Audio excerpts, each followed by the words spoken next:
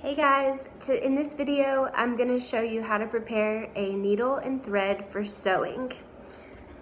I have embroidery thread and an embroidery needle with me, but if you are at home and you don't have embroidery thread, then you can also use tooth floss or fishing line or any other type of thread that might be lying around.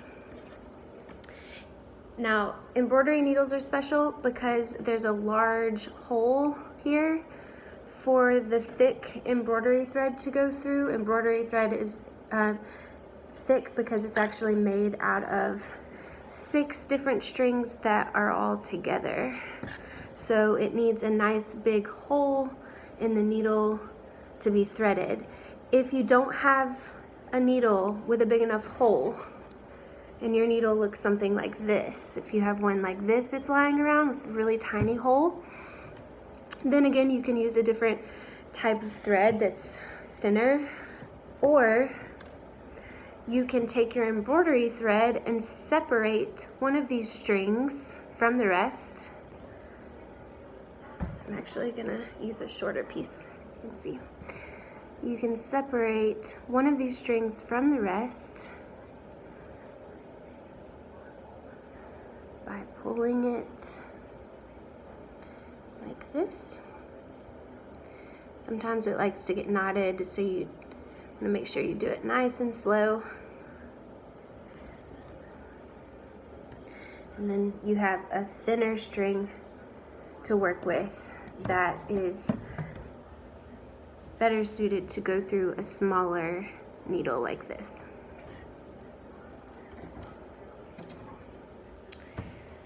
Okay, so before I thread the needle, I like to prep the ends of the thread by twisting it in my fingers and pulling it, making sure that these stay together.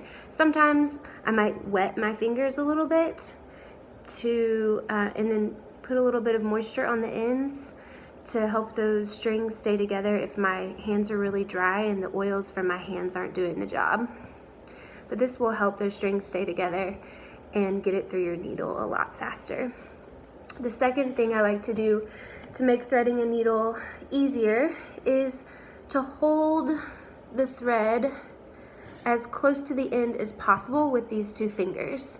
If I hold it too far away, then it's going to be really hard to control the thread and get it through this tiny little hole. See how it likes to bend instead of going through the hole? So holding it closer to the end will allow you to get these strings through the hole. Shimmy, shimmy, shimmy, come through. Yes, success.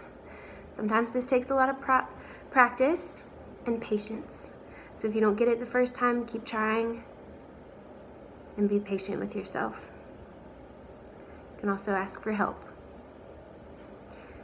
So once you get your thread through the needle, pull it through so that there's a little tail at the end. Just bring everything together.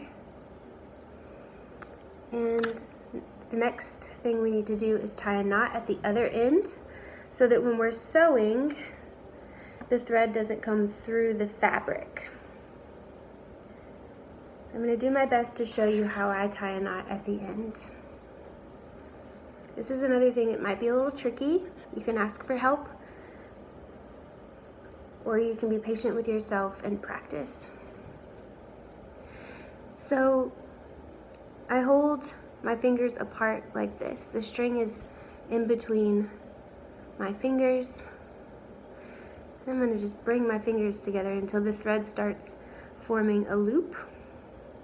And I'm going to give the thread to these fingers so that I can take my finger and push this part over and through the loop. And I'm going to come over and grab it and pull it all the way through so that it makes a knot. I like to do this twice so that the knot is big enough and it doesn't come through my fabric while I'm sewing. So I'm just gonna hold it out again, bring it together until it forms a loop. Take this little bit, bring it right on through, and pull the ends so that another knot goes right on top of the other one. Okay, and once I have made my knot, the last thing I like to do is to cut this little tail off with my scissors so it's not in my way when I'm stitching. Sometimes it likes to go through the front of my fabric while I'm sewing, and I don't like that, so I like to cut it really short. But you might be okay with that, so if you want to skip that step, that's fine.